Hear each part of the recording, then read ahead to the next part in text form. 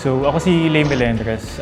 I've been a full-time freelance illustrator for more than 15 years na. Tapos yung art style ko is mostly known as doodle art. Nag-start ako mag-drawing medyo bata pa ako, siguro around 4 years old, ganun. Pero professionally, nag-start ako after college or during college mostly. Tapos yun, basically yung mga clients ko around 90% mga foreign. So late na ako nakilala dito sa Philippines. Nag-viral ako noon kaya ako nakakuha ng clients abroad.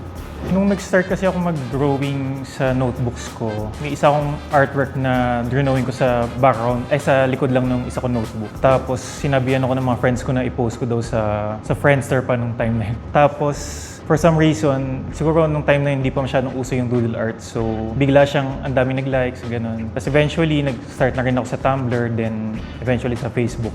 Siguro sa ngayon, yung hindi ko pa nagagawa na gusto ko talagang magawa is gumawa ng full animation nung art ko. Kasi ang dami nagsasabi na parang okay ito na gumagalaw, gano'n.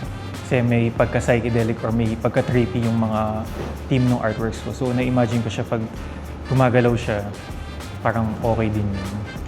Actually, yung AR na-discover ko siya nung around 2022, nung na-invite ako ng isang crypto art na group. Tapos parang may isa silang gallery group show na requirement is magkaroon ng AR sa artwork para makonect siya sa NFTs.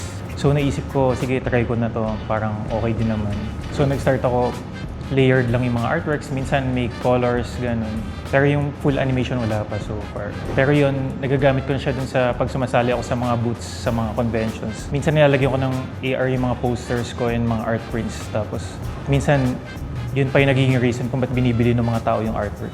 Kasi parang new technology para sa kanila. Ganun. Since mahilig ako mag-drawing ng mga characters, mga monsters, ganun, aliens, robots, naisip ko na pwedeng concept is claw machine siya. Since yung girlfriend ko din mahilig maglaro ng claw machines. Tapos mga characters yung nilagay sa ilalim. Tapos yung main character is yung alien, which is yung OG character ko. So ang concept niya is, nung sumali ako sa mga conventions, mas napapansin na ng mga tao yung astronaut na character ko, which is yung nasa background. So parang naglalaban sila dun sa concept na dun sa crown. So pag tinignan mo siya, hindi mo alam kung kinukuha ba yung crown or nilalagay. Pero basically sa claw machine naman kinukuha siya. So, parang nag-aagawan sila para dun sa crown na yun. So yun, kaya King of Diamonds. Kasi parang king ng mga characters ko is yung alien character.